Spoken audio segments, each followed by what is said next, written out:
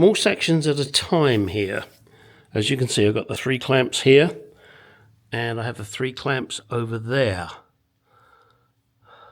It's looking pretty good, pretty good. Let me see if I can take you up to show you. There, I mean, it's not perfection. I'm not quite sure what that line is there, probably just where it was folded. Now, I do have a steamer, so I'm going to give it a steam. In fact, what I might do is actually steam it before I staple it, just to see what the fuck happens. So it never fails, does it? As soon as I start recording, that bloody phone goes off. All right. So anyway, there you are. That's where I am so far. I am doing 2 or 3 sections at a time, and then we'll figure out the rest of it as I go along. Okay. Here is the steamer. You know you are a steamer. Okay. I can't sing, but I enjoy it, even if you don't. But this is what I'm using. What's it made by? Conair. This is what my wife uses to iron her clothes. Don't tell her, but I dropped the iron the other day and it smashed into pieces. Not that she ever uses it, but oh well. So, let's see what happens when I try and use it in the car.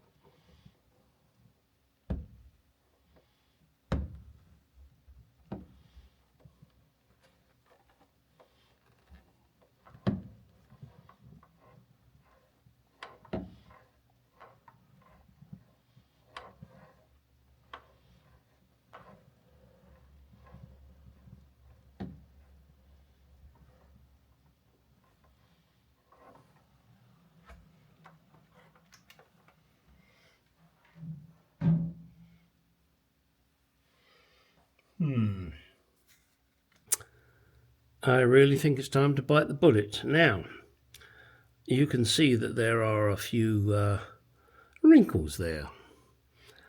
As I staple it, I'm going to do my damnedest to pull it. So what I intend to do is staple it from one side and then pull it as hard as I can and staple it on the other side. I don't know if that'll work. We will find out. If not, then I'm going to end up with a headlining with a few wrinkles, and maybe with the heat of the Arizona desert, they will get removed. It looks worse than it really is, believe me. It looks terrible on camera. It doesn't look too bad in reality. But we will see what we will see, and it will be what it is.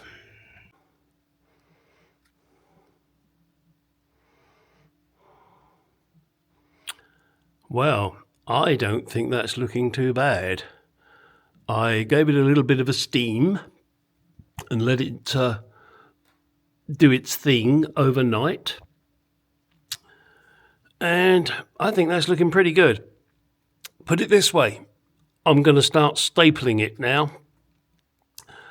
There is a ridge of tack strip.